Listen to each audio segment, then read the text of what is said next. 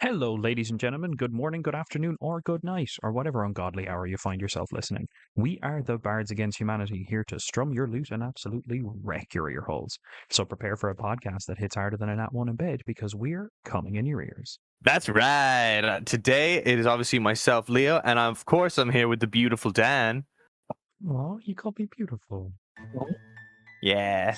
And today we are going to be going through the two of the Sorcerer subclasses, the Aberrant Mind and the Clockwork Soul, which have new names to be less fun.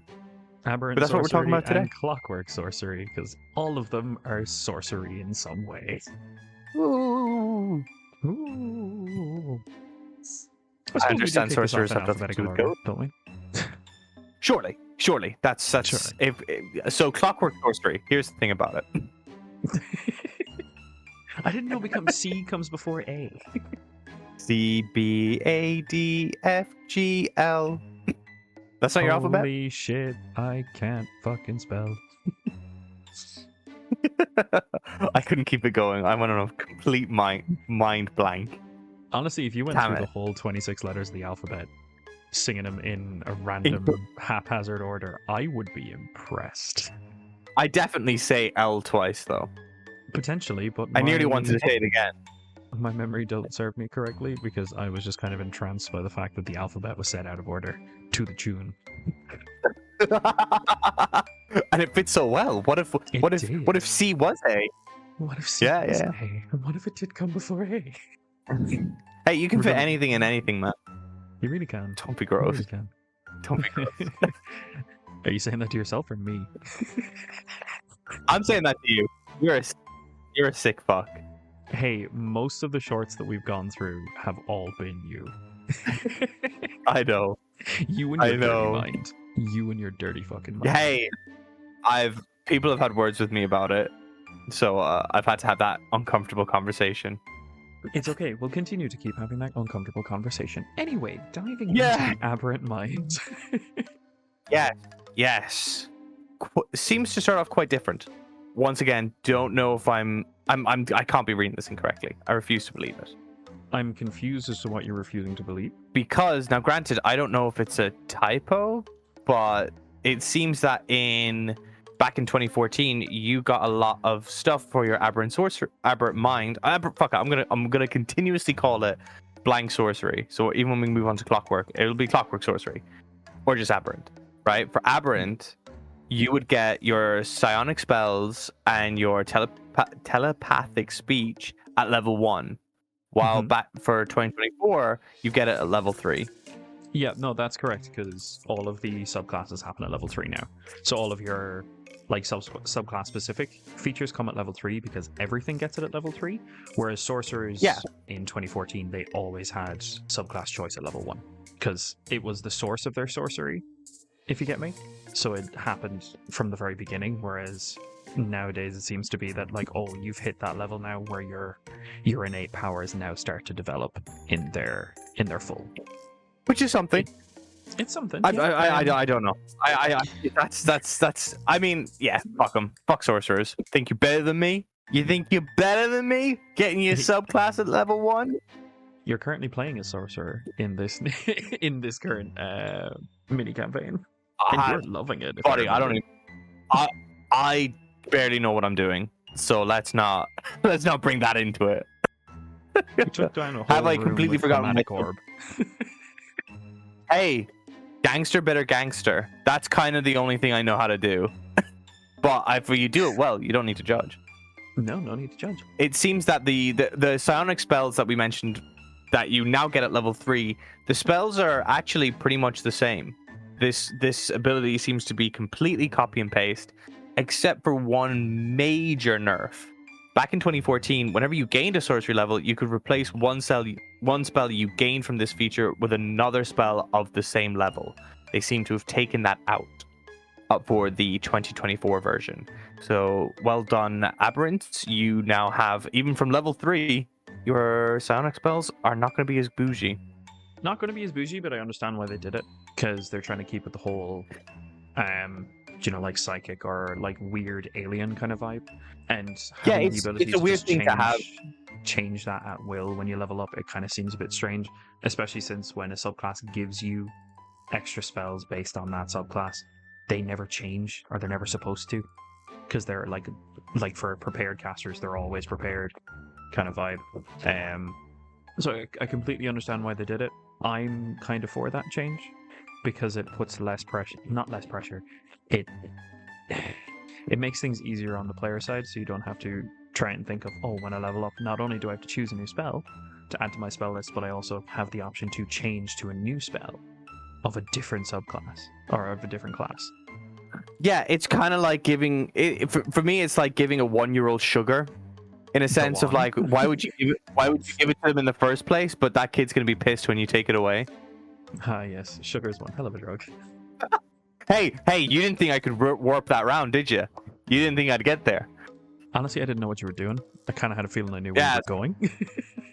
That's fair. Oh, and the spells that you get for your psionic spells, Sorcerer level 3, you get Arms of Hader, Calm Emotions, Detect Thoughts, Dissident Whispers, and Mind Sliver. At level 5, you'll... Just to bring it back there, sorry, because that spell list is the exact same that you would have gotten in 2014, but this time around, you used to be able to get them at 1st, 3rd, 5th, 7th, and 9th. Now they've just taken away the first level spells because, of course, you don't have your subclass yet, and you get what you would have gotten at level 1 and level 3 before, all at level 3 now. It's the exact same. Thank you for the catch. At level 5, you'll get Hunger of Hader and Sending. I believe it's Hader. If it's harder, I'm going to be really pissed. It's actually not. It's Hadar. Fuck off. I prefer harder. Harder goss. So you want to sound like a Boston American going, oh yeah, Hadar. Yes. The hunger of such. The hunger of Hadar. See now, Dan, I didn't make this sexual whatsoever. That was you. Yeah. It's got nothing to do with me. I was referencing. I was referencing Haagen-Dazs, which is a kind of, if I'm being honest, slightly overpriced ice cream. But it's that's. Yeah, just slightly. A little bit. It's been a while since I actually haven't heard someone say, I can't wait to get that Haagen-Dazs. There's surely people out there. I've ever heard someone say, can I have some Haagen-Dazs? No. No? Not one? No, always been Ben & Jerry's. Damn. Yeah, Ben & Jerry's. What flavor you go? Viennetta is a completely different vibe, but I've heard people request Viennetta. I've heard people request Ben & Jerry's. I've never heard someone request Haagen-Dazs. What the fuck is Viennetta? Have you never had Viennetta? Do you know, like, it's... No. It's the only way I can describe it is just like a slab of like ice cream that has like layer of vanilla ice cream, then it has like some chocolate and like it's basically like, imagine if you made an ice cream lasagna is the best way I could describe it. So it's like you cut down and you've got like ice cream, little tiny layer of chocolate, ice cream, tiny layer of chocolate, ice cream, chocolate, and then like a sprinkling of chocolate on top. So it's like you cut it down and you can just hear like the cracking of the chocolate plates, and it's good. I am incredibly surprised you've never heard of Viennetta. I've never heard of this. I've had to Google it, thinking that it might be something that I recognize. No. That's throwing me for a loop, I'm not gonna lie. You know what? Fuck this whole Sorcerer subclass shit. We're talking about Viennetta now for the next hour. I can understand why people... I get the recommendation. Titling this episode, it's time for mindfuckery, and that has started already. This is a specialist ice cream. There's no ice cream like it. It is an ice cream lasagna. Is actually a really good way of describing it. Weird. Yeah, Viennetta. And do you think I was about to ask you? I was going to ask you a really stupid question, being like, "Oh, what's your go-to Ben and flavored ice cream flavor?" And this whole Viennetta thing's just. But this ice cream flavor. This Viennetta stuff has really thrown me through a loop. Throw me for a loop, man.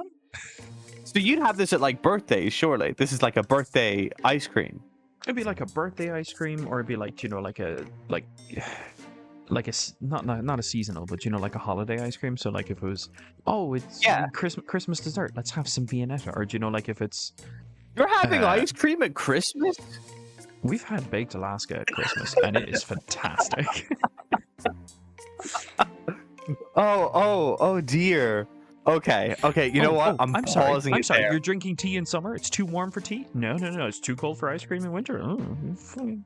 I've actually run out of sugar in my house, so I'm having sugarless tea, and I do feel older. Like I've had the urge to buy a newspaper and to complain about ruffians. So I'm aging, I'm maturing. Hey, but having ice cream at Christmas. You can do both of those online. So what's stopping you? Nothing. Oh, not having Wi-Fi. Oh yeah, that'd be a problem. We got viciously sidetracked. At level 7, you get Everard's black tentacles and summon Aberration. Exact same as before. Nothing has changed there. And at level 9, you get Rary's telepathic bond and telekinesis.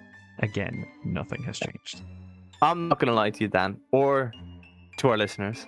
That change that we mentioned about the psionic spells, firstly about it not being level 1, and secondly not being able to change it with another spell, that's the change. That's it. That's the change. That's it. So now we're just going to go through the class. Yeah. Realistically. If anything, we're going through the class, yeah, because nothing has changed for either Clockwork, Soul, or Aberrant Sorcery, so we can be a little bit more flippant with our tangents this time around. It's great. The subclasses are already good as they are. The main buffs they got is the buffs that the main class of Sorcerer got, which we discussed in the last episode. Yeah. Yeah. So do you want to take us through telepathic speech? Do you know what, Dan? I think I will. So, telepathic podcast. Immediately. Just golden in this episode. You know what's even worse? I was like, don't mess up on the second telepathic. It'll get you. And it was the first one. I got so psyched out. All right, telepathic speech. You can form a telepathic connection between your mind and the mind of another. As a bonus action, choose one creature you can see within 30 feet of yourself. You and the chosen creature can now communicate telepathically with each other while the two of you are within a number of miles of each other equal to your charisma modifier minimum of 1 mile. To understand each other, you must mentally use a language the other knows. The telepathic connection lasts for a number of minutes equal to your sorcerer level. It ends early if you use this ability to form a connection with a different creature. Yeah, so that's communicating nice. with measures of distance, Leo, while that would be incredibly strange, it doesn't happen like that. Considering you said with a number of miles. Telepathic speech, while it's always fine, at level 9 you get Rary's telepathic bond, which is immediately already better than telepathic speech. This form of telepathic communication that's gifted by a class I will refer to as telepathetic compared to other ones which just kind of this one imposes a restriction of knowing the same language. You can pick up the feat telepathic, and I don't think you need to know a language. I'm prepared to eat my words as I look this up. Yeah, and now granted, obviously you don't want to give up a free feat like that, but as a subclass ability, granted, at least it's level 3. We've obviously talked about some subclasses which are horrendous for some of their class abilities, especially when they want to give 2 and 1 level up. Second. Sorry, I have a bad cough. Oh, you've got a nasty cough there. Yeah, very bad cough. Yeah. There was shit coming out of your mouth. Did you get a tissue to wipe it up, or? Yup. It's pretty weak. It's very. I don't see how. Obviously, it's got lots of role play elements to it, but yeah. The telepathic feat also requires them to know that language. Yeah, but like the majority of the time you can use this with is. Oh no, I guess it's one creature you can see. They don't have to be willing. But I don't know. I think it's difficult to put this to make a. I don't know. It's fine. It's fine. It's definitely something that can come up as a roleplay aspect, as you said. Like you can communicate with the big bad as they're going away. You have a conversation that can last up to 20 minutes, I guess. It's handy for like minor infiltration or scouting. It's not super amazing. It's an ability that is an ability. It'll be useful when you can use it, but you'd probably use it twice. So for level 3, you'll immediately it's fine. You'll immediately forget you have this come level 6. Guaranteed.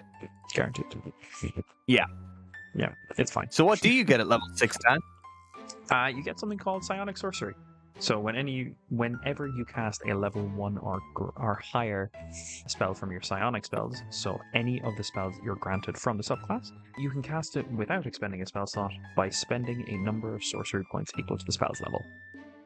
And if you cast it with those sorcery points, it doesn't require verbal components, it doesn't require somatic components, which I have also only realized very recently it's pronounced somatic, not semantic, like I've been pronouncing it for the last number of years. And if it requires material components, it doesn't require them unless they're consumed by the spell or unless they have a cost associated with it. I've never heard you add that N semantic. Oh, semantic. Yeah, you've got me saying it. Semantic. Yeah, it's semantic. Dan, what have you done?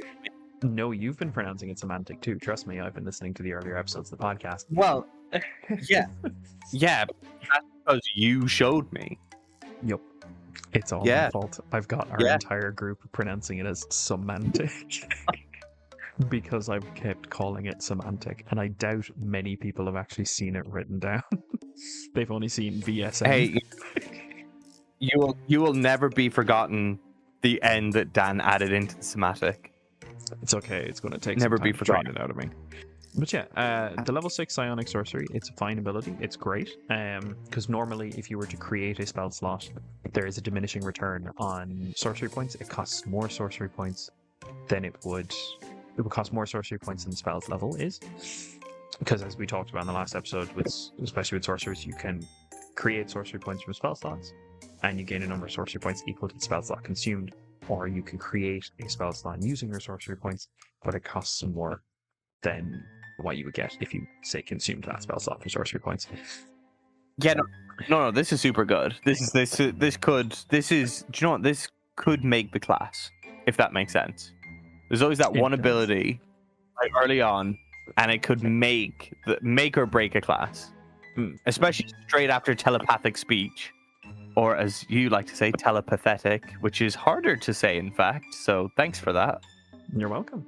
No, Psionic Sorcery is very good, and even the ability afterwards, which you still also get at level 6, very good. Very bougie effects, very bougie abilities, very early on. Yeah. So the other thing that we get at level 6 is psychic defenses. So you have resistance to psychic damage, which is a very rare type to come across anyway. So, I mean, having a resistance is nice in a niche aspect that, psychic damage actually becomes relevant. And you have advantage on saving throws to avoid or end charmed or frightened conditions. Charmed or frightened conditions are everywhere. A lot of monsters That's super handy. Even at lower levels, that is the handiest part of this. Resistance to psychic damage, we can take it or leave it. It's a nice benefit to have. You don't necessarily go out of your way to try and find it, but being able to have advantage on saves against to avoid or end charmed or frightened, super good. Solid ability. Yeah. Like having the resistance to psychic damage is like having resistance to being slapped in the face by a dry fish. The likelihood of that happening is very slim. But not 0. But the charmed or frightened, but never 0. It's never 0. I hope that'll come up in our next campaign. What? Just flying fucking DM fish Dan to the face. No, well, someone's gonna hold the fish. It's as an improvised weapon. It was how I thought about it originally. Do you know what? I'll make a culture that challenges people to duels using dried up fish instead of a white glove. Yeah, and then I'll say you would normally take 1 damage. What happens if you would normally take 1 damage, but you have resistance to it? You round down. You'd round down. It's round down, but I don't think it's ever specified anywhere, but it's round down minimum 1. Like, the only reason you can take no damage is if you have immunity, or if you can negate the effects entirely. But when you're rounding down, I got it. You can't make a damage number 0 unless something says, oh, you reduce the number of damage you take by, say, 3. And say if you would take 3 damage, it would reduce it to 0. So technically you take 0 damage, but you've taken an instance of damage, if you get me. If that counts for... Yeah, no, I'm there. Yeah. But since we were talking about abilities that define a class, Leo, take us away with Revelation in the Flesh at level 14. Yeah. Yes. Okay, so you can unleash the aberrant truth hidden within yourself. As a bonus action, you can spend 1 sorcery point or more to magically alter your body for 10 minutes. For each sorcery point you spend, you gain one of the following benefits of your choice, the effects of which last until your alteration ends. So, first you have Aquatic Adaptation. You gain a swim speed equal to twice your regular speed, and you can breathe underwater. Gills grow from your neck or flare behind your ears. Good to know there's options. And your fingers become web, or you grow wriggling cilia. Yeah, didn't think I'd be able to say cilia so well. Right? I was trying to look at that and trying to pronounce that, and all I was coming was Kilia. Cilia. No, I assume it's Topsy. Then you can also choose Glistening Flight. You gain a fly speed equal to your speed, and you can hover. As you fly, your skin glistens with mucus or otherworldly light. I think I'd choose otherworldly light then, Snot. You're Then no fun. you have I want to be uncomfortably very sticky. best. Also, I really love the fact that I just heard a quack, and which sorry, means I forgot that to the turn my phone off silent. Yeah. And my notification is a goose honk, so it picked up the goose honk. Yeah, oh yeah, it did. Oh yeah, It's also big time. wildly irritating when you're talking in a group chat and you're next to him, and it's just like, oh, we're talking to other people in the group chat, and it's just honk, honk, honk. It's the Funnily immediate thing. Funnily you enough, do. we have no other group chat that's off Messenger, so he's telling absolute horse shit right now because the only notification tone that comes through is pudding. Yeah, no. Oh, you must have been chatting with your fiance, because I remember where it just kept honking, and it was a nightmare. Yeah, that's what happens when WhatsApp comes through. It just goes. Oh, is it WhatsApp? Yeah, You're right. We don't have a group chat. Exactly. Yeah, we just have a messenger. So if anything, it's just pudding, Pudding. pudding, pudding to you, sir. Anyway. God damn it. We're but that. All right, then you have See the Invisible. You can see any invisible creature within 60 feet of yourself that isn't behind total cover. Your eyes also turn black or become writhing sensory tendrils. I think I'd choose black. And then you have worm-like movement. Your body, along with any equipment you're wearing or carrying, becomes slimy and pliable. You can move through any space as narrow as 1 inch, and you can spend 5 feet of movement to escape from non-magical restraints or the grapple condition. Hell yeah. All of those That are is really great. good. Some are more handy than others. We're looking at you, Glistening Flight, See the Invisible, and Worm-like Movement. I'm sorry, Aquatic Adaptation, you're not as useful as the others. What? All are useful in their own right. Being able to get a swim speed, being able to breathe underwater, that is great. It can save you from a very niche situation. Glistening Flight, you will never be angry with a fly speed. Seeing Invisible, need I even elaborate on that? And Worm-like Movement, just being able to escape grapple conditions by using 5 feet of your movement, provided it's not magical. Well, just a non-magical restraint. True. I I have a question condition from like a trap or something. You can just spend 5 feet of movement and just go, how about a no?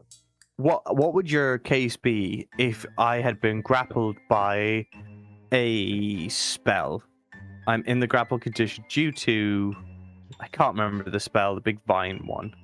Oh, well, now you see that right there is your hint because it is a spell. Ergo, it is magical restraints. For non-magical or the grappled condition. Yeah. So if you're considered grappled, by the vines, which I'm pretty sure they restrain, grasping vines, it doesn't grapple. And because the spell is magical restraint, so you wouldn't be able to escape from that. Unfortunately, you'd have to do it the regular way. Yeah, it's the difference between being restrained and being grappled, but still super handy. Super handy. It's the last 3, Glistening Flight, See the Invisible, and Worm-like Movements, are the handiest of them. And the great thing is you can look like the alien or like aberration that you get your powers from. You don't necessarily need to stick with the adaptions it gives you. You can, flavor it yourself. It's D&D. Go fucking nuts. Imagination is key here. So you can use all of them. You could use all of them. Like, you can say for aquatic adaptation, you have gills on your neck and behind your ears for some fucking reason, because you've an imaginary alien that has gills behind their ears and on their neck. And wriggling cilia and mucus while having eyes of sensory tendrils. Really looks like your nightmares. Century. Yep. They're like machine gun tendrils. Oh, you went with the century that starts with an S. I went with the 100 years. No. Have you ever seen the 100-year stare? Yeah, it's with tendrils. It's with tendrils, and there's imagine your eyeballs are just feeling somebody, just so you can see what the fuck's going on. Oh, That's a so sight to gross. behold. That's an image. Wait, get it? Sight to behold. Because you get your powers from After- a beholder. Since you're such cracking the jokes, tell us what we get at level 18, Dan. You get a feature called Warping Implosion. So as a magic action, you can teleport to an unoccupied space that you can see within 120 feet of yourself, and immediately after you disappear, each creature within 30 feet of the space you left must make a strength save against your spell save DC. On a fail, the creature takes 3d10 force and is pulled straight towards the space that you left, ending in an unoccupied space as close to your former space as possible. Man, take a shot every time they fucking say space in this ability. On a successful save, the creature only takes half damage and isn't moved. Once you use this feature, you can't do it until you finish a long rest, or you spend 5 sorcery points to restore use of it, which requires no action. That's pretty good. It's good. I mean, I wouldn't say it's necessarily super amazing, but it's an action to get out of dodge and potentially cause a bunch of things to take 3d10 force damage. It's fine. It's not level 18. It's not level 18, but it's fine. It's an action you can use as many times as you have sorcery points, so technically you could just keep using this on your turn. It is great to get rid of, say, like a bunch of tiny little shitty like minions kind of thing, and just kind of pull them all into one space so that your wizard can cast Fireball. Or you could cast Fireball as your bonus action with Quicken Spell, because this is not a spell cast. Yeah, so I'm actually talking myself into liking this more. It's crowd control. It's a magic action. It is a magic action, but it's not casting a spell. Ergo, you can cast a spell as a bonus action this turn. Oh, yes. No, I'm there. Yeah, casting a spell is a magic action, which is where I can see how you're getting confused. Fucking what? Okay, clarification is still confusing me, even though it's meant to not confuse me. Yeah, no, this is, well, it seems that with this subclass, I'm surprised it didn't change something, like especially this level 18 ability. There's obviously, we've spoken about so many other subclasses, and their level 18 is pretty baller. I don't think this adds too much to what it was going for, which is what irritates me. I think even if they added in that, you obviously the level 14, the Revelation in Flesh, even at level 18, let's say you could spend one sorcery point and you get the effects of all 4. I think that's more level 18 ability that would work for this subclass. It's fine. It's fine, but the more that I'm looking at it, Aberrant Sorcery seems to be going more into the crowd control aspect of combat. So kind of taking on like a semi-support role by having conditions on the battlefield that they can pull enemies into. They can, like, especially with this level 18 feature, they can... the fact that this class like properly comes online only at level 14, really, arguments can be made for level 6, but Revelation in the Flesh is where I feel like this character shines once they've gotten their revelation. And then once Warping Implosion comes in, it's great to set up crowd control, but you're also at the point where enemies are going to have legendary resistances out the wazoo. But you're not really in crowd control at level 8. Not necessarily, but like kind of. To be fair, again, recency bias with me, I tend to run more boss battles than Wars of Attrition encounters, if you get me. So most of my I'm there. boss fights have been all like single entities.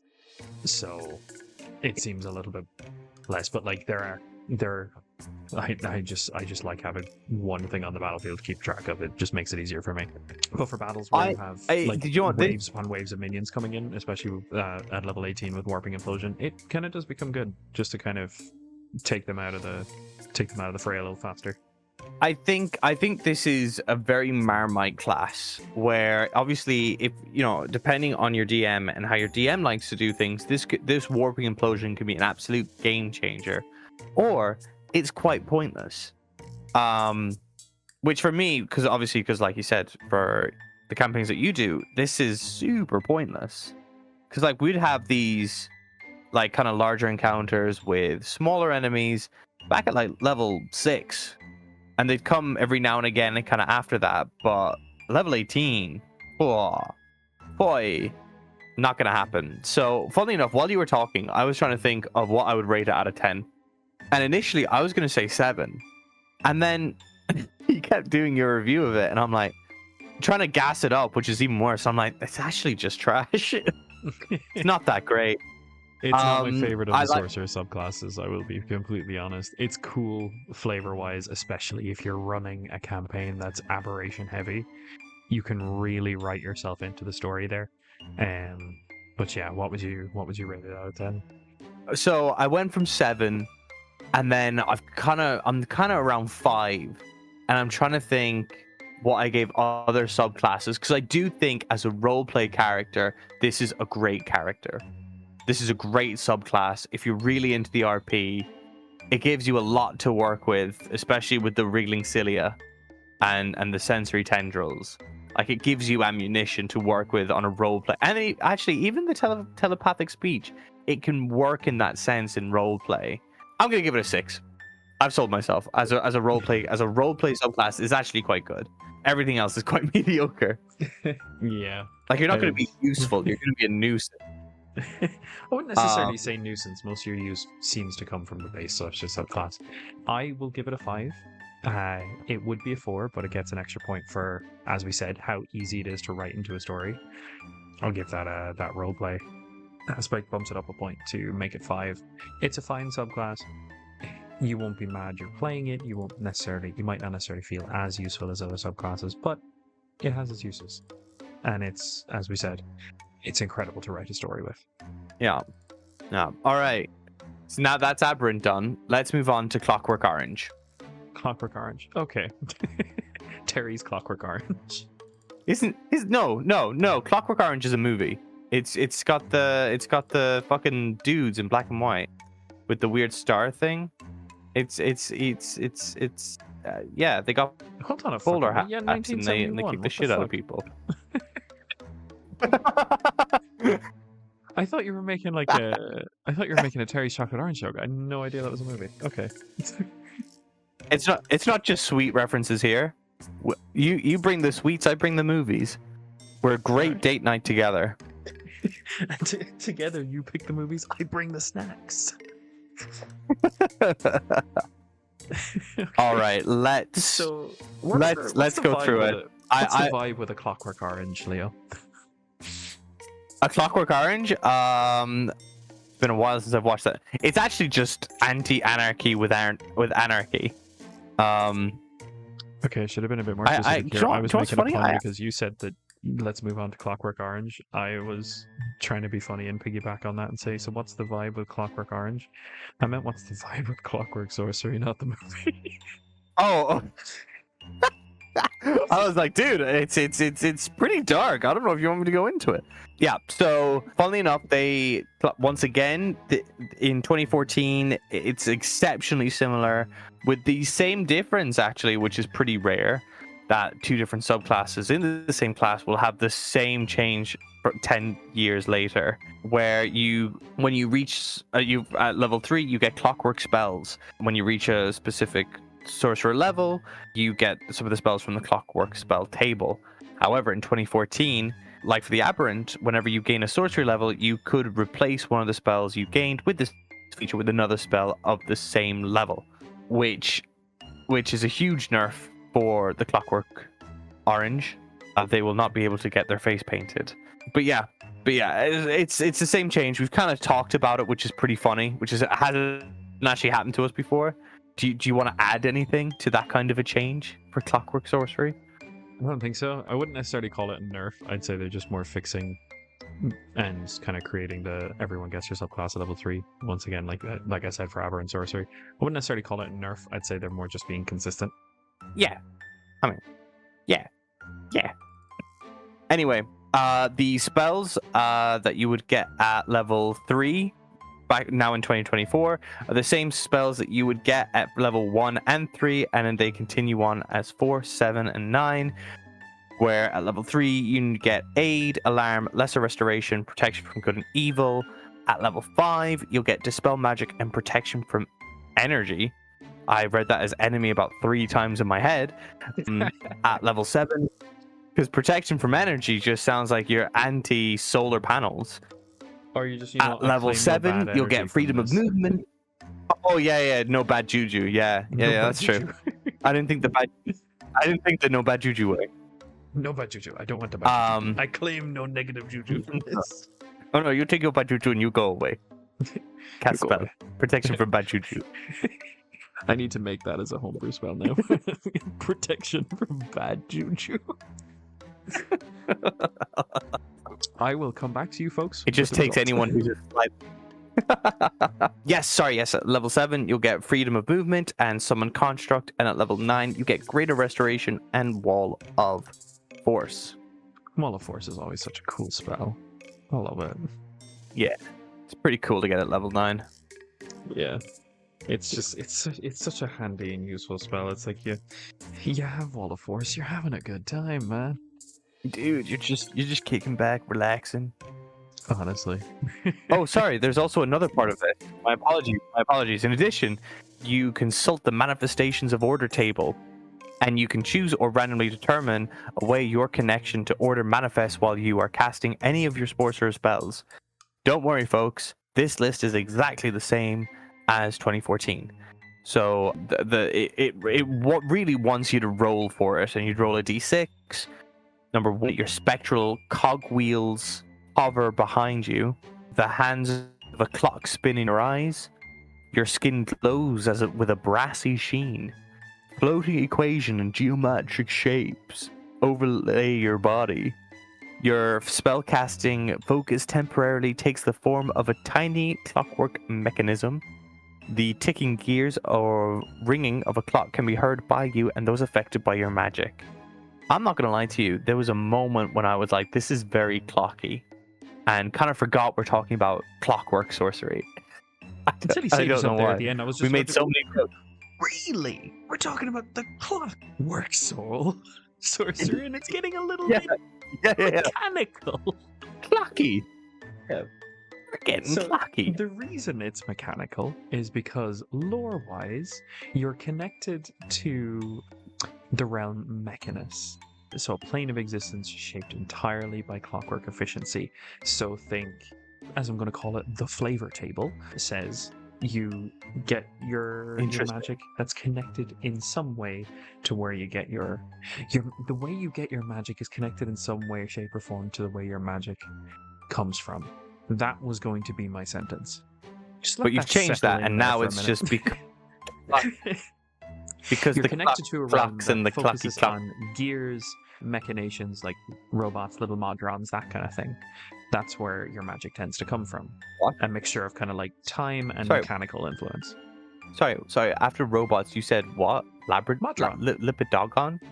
Modron. What the fuck is the difference between a robot and a madron? Modron. Not Madron, Modron. Modron. What? Modron then. Modron. Yeah, hold on. I'm getting up the Forgotten Realms wiki there for you. Yeah.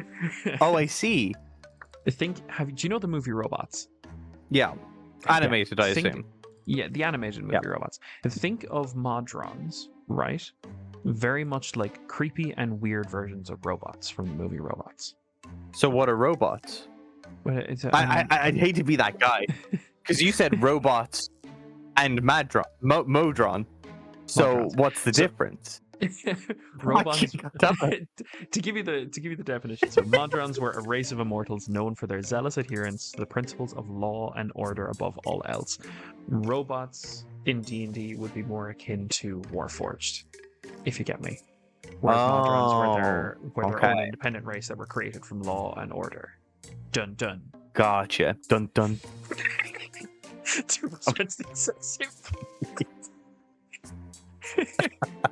Yep. So they're little creepy looking robot dudes that kind of like. Imagine if there was a robot society of angels. These would be biblically accurate robots. Interesting. Yeah, it's the best way to describe Interesting. it. So look up a picture. Look up a picture. Pictures of Modrons, and you'll see what I mean. And to think, I didn't actually. How would you? I assume M-O-D-R-O-N. Madrone. Modron. Oh, good lord! I'm Yeah, seeing a don't lot of they look creepy? mouths. Jesus. Biblically accurate robots. Am I wrong? God. Okay, we're moving on. I'm moving on. So, also at level 3, you get Restore Balance. Your connection to the plane of absolute order allows you to equalize chaotic moments. Ooh. When a Balance of the creature Force. you can see. Hello, use the Force. I've run out of lubricant. When a creature you see within 60 feet of yourself. Oh god. Yeah, that was a sentence I didn't think would make sense.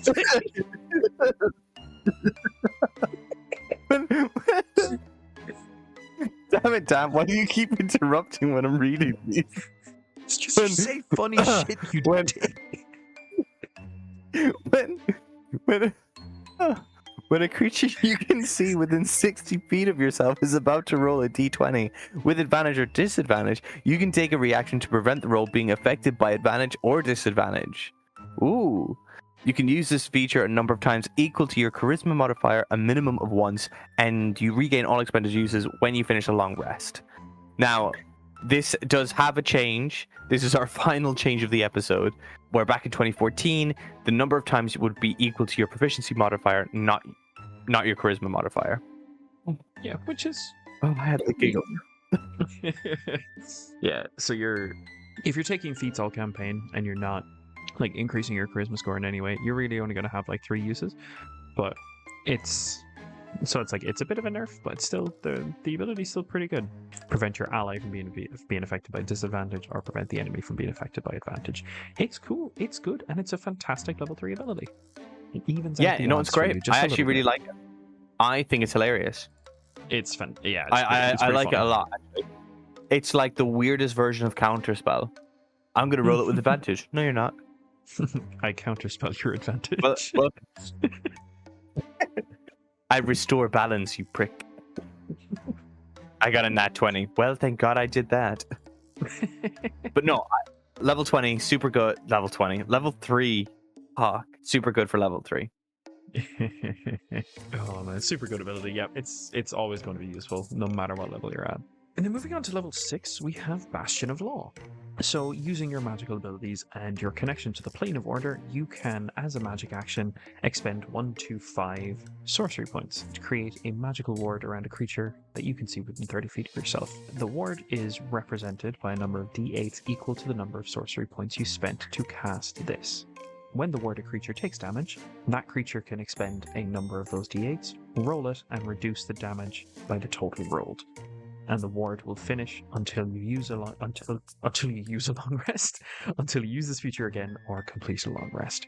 It's rather expensive, so at later levels it may not be used as much, but it's handy to have just the ability to, on your really squishy character in the party, just to say, just chuck 5 sorcery points at them, so they have 5 d8s worth of damage to reduce as the combat goes on.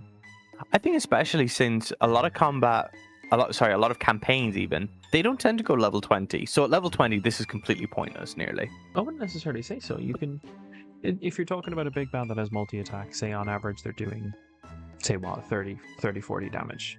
If you have 5 d8s to reduce the damage by, you can maximum 40, minimum 5, but averaging in and around, say, like 27, no, 25-ish. For the cost of 5 sorcery points, though, I think it's a high cost for it, but considering most campaigns last until like maybe level 14, level 12, that's kind of the general number. I think this is really helpful. I think it's really useful. I think a lot of people will enjoy this. Yeah, I'm kind of selling. Yes, it's very expensive, but like, let's say, I don't know, you got someone who's really hurt, it can help them survive an extra round, realistically, which is always handy. No, I like this.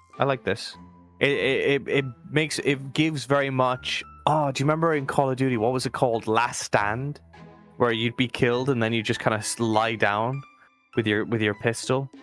And you can still just shoot something. Yeah. Oh, you killed me. Teehee. Teehee, I kill you back.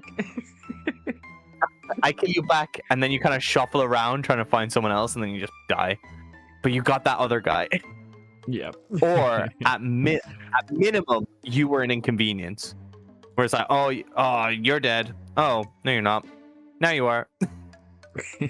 But they still have to go back, and in D&D, that's a whole other turn, and a turn can make a difference in an encounter. I like this. I'm selling myself on it more and more. Yeah, it's a good ability. It's not super amazing, but it will always be it'll be useful in some way, shape, or form.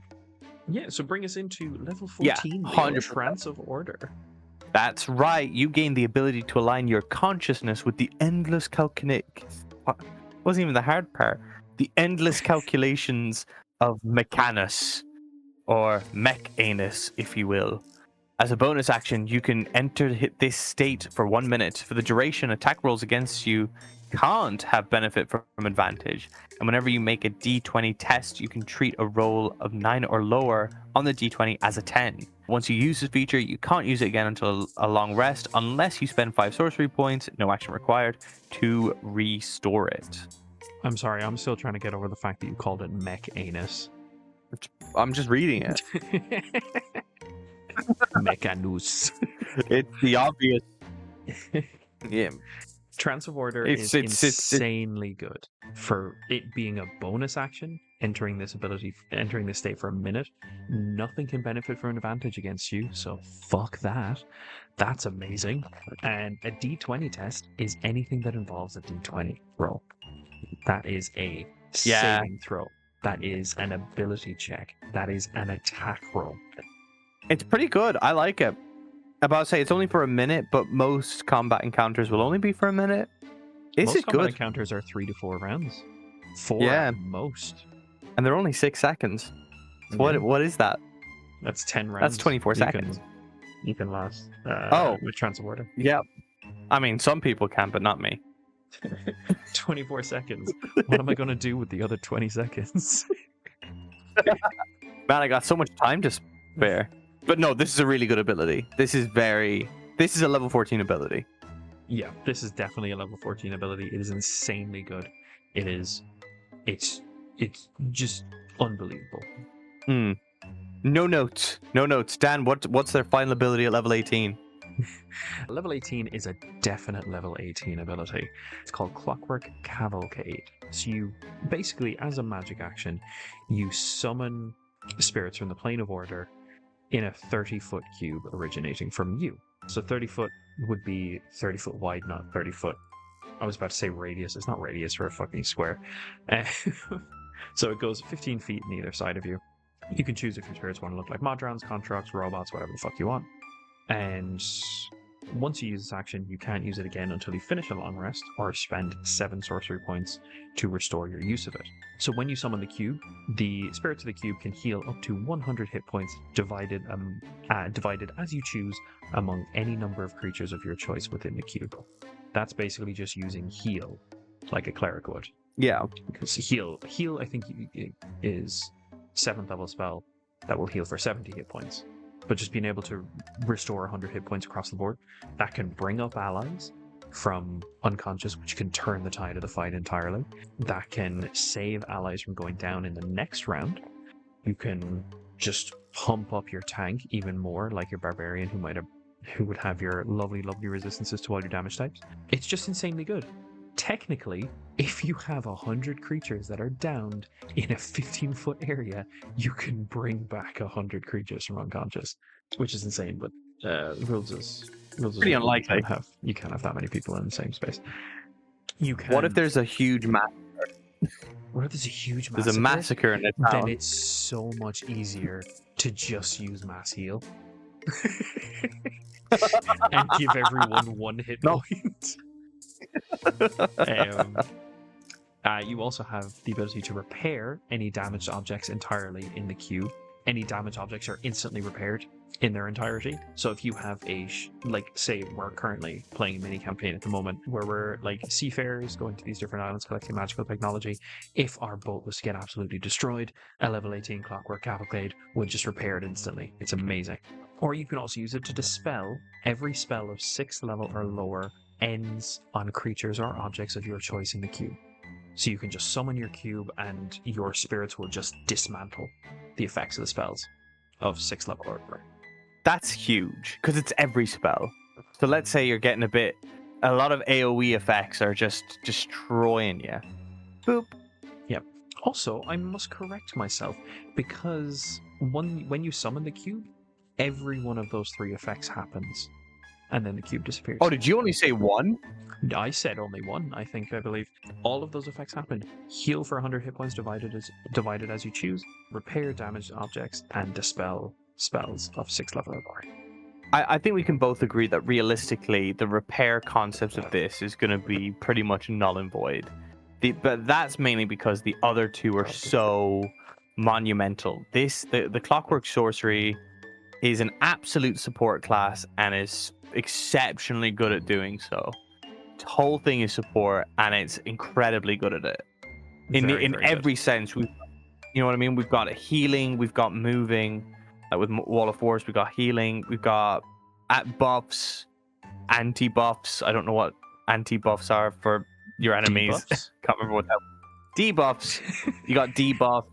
It's the only thing it doesn't have is a helium balloon and a hat. Other than that, it's the perfect support. Technically, if you want to flavor, you can learn the spell Fly as a sorcerer. You can flavor that you cast a magical helium balloon that guides you around the place. What's not to love? If you pick up the spell Silent Image, you can technically have a hat. Yep. Yeah, or you could just buy one. I feel like your DM would not care if you bought a hat. No, this is really good. Dan, what are you giving this class, subclass even, out of 10? At no level does this feel like it falls behind. At no level do I feel like that this subclass in particular has any kind of downsides, really. None of the abilities seem underwhelming. They seem either good or exceptional. So I am willing to put this at a solid 9. It is, as we said, it's, as you said, Leo, it fits the role of support incredibly good. It would be a 10, except for the fact that, as we said, most campaigns usually only go to about anywhere between like level 10 to 12, sometimes maybe 15. So you might only get as far as Trance of Order, potentially, but most of the time you're only going to be seeing Bastion of Law and Restore Balance. So if I was to factor that in, yeah, you know what, I may put it down to an 8. It's nothing against the class entirely. The abilities are absolutely phenomenal. I feel like it fits really, really well into a support class, so I'd say solid 8. Interesting, because for me, right, personally, it doesn't scream anything of clocks other than, of course, that D6 you have to throw. However, there is nothing wrong with that. I was very much willing to give it a 10. I think this is a really, really good support class. I can't think of another one. And obviously we've gone through quite a few subclasses already, which can kind of do it, if you get me. They trickle in. But in most situations, I don't see how you will feel useless as the Clockwork Sorcerer. However, considering what I said earlier about obviously going to maybe 12 to 15, you may miss out on Trance of Order, which is so good. And of course, Clockwork Cavalcade. And because they actually scale up, which not many subclasses do. So like level 3, level 6 is kind of, funny enough, kind of the weakest one, which even then it's quite good. Whereas like level 6 is kind of better than level 3. Level 3 you're obviously getting all the jibs and jabs of, but then like level 14 is better than your level 6 and level 18 is better than your level 14. It scales appropriately, which you would think is what would happen, but as we saw with Aberrant, it's not. I'm going to give it a 9. I'm very confidently giving it a 9. I actually nearly feel a bit guilty for giving it a 9. I wouldn't feel guilty. Don't worry. The Modrons aren't going to come and haunt you in your sleep. I'll tell them to be nice to you. Yeah. Well, they'll never come to my place. They'll be like, "Where? This guy keeps calling us Madrons. Where is that?" I don't know. Everyone's calling us Madrons. Got to be more specific. Got to be more specific, buddy. Where is this guy? Where the fuck is this guy? Let me just tell my address right now. Oh god damn, make me want to fucking. Oh god, I'm gonna have to blur that out now. Jesus. The genuine temptation just to leave a blank space in the editing of the video and then just put in a long beep. It's crazy. Just to make it. Yeah. Just to really drive it home. Yeah, really joke. Unfortunately, listeners, you will not hear where I live. I know everyone's very upset, but I don't think you are at the same time. All right, well, I think that kind of brings us to the end, unless you have anything else to say. No, I think that's it, dear listeners. It brings us to the end of another session. The dice are hard, the jokes are harder, and our standards are at an all-time low. If you enjoyed this chaos, be sure to follow and subscribe. We are on Instagram, TikTok, Facebook, YouTube. You cannot escape. If not, at least we finished, even if you didn't. Goodbye. Goodbye, my little birdlings.